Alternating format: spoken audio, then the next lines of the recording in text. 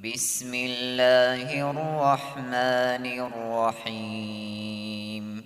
Wa ya'lamu ma fil arham, жана ошондой эле эненин курсагында, жатында эмне нерсе бар экендигин да Алла гана билет. Онун илими да Алланын гана алдында. Кээ бирлер айтат, узуга тартса болбойт депчи. Бала бойуна бүткөндө узуга тартып, ошол аркылуу көрсө болбойт. Алла Таала айтып атат, узу билбейт, башка эчтеке билбейт, Алла гана билет деп атат. Ал нерсе биле албайт дейт да. Балким бул аятка эгерде жакшылап көз сала турган болсок, ман фил архам деген эмес, ма фил архам деген. Жатында ким бар экендигини эмес, эмне нерсе бар экендигин Алла гана билет деген. Жатындагы нерсени Алла билет деген да. Кимсени, адамды деген эмес, нерсени деген сөздү иштеткен да.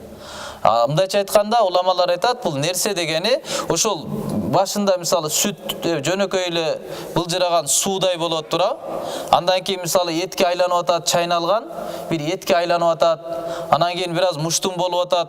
Ошол учурдагы нерсе келечекте эмне болушун Алла гана билет деген сөз дейт да. Ошол жатындагы жаткан нерсени Алла гана билет. Ошол аркылуу бала төрөлөбү, ошол аркылуу кыз болобу, уул болобу, ал бактылуубу, ал бактысызбы, ошонун ичиндеги нерсени Алла гана билет экен да. Анын ажалы канчалык болот, анын рызкысы канчалык болот, ошо жатында турган нерсени Алла гана билет дейт. Кийин уже денеси толугу менен ачыкка чыгып калгандан кийин уулбу же кызбы узу аркылуу көрсө узу билиши мүмкүн. Мындайча айтканда бул Кур'андын эч кандай бул жерде туура эмес маалымат айтылган. Кур'андан дагы цивилизация өнүгүп өтүп кеткен жери жок.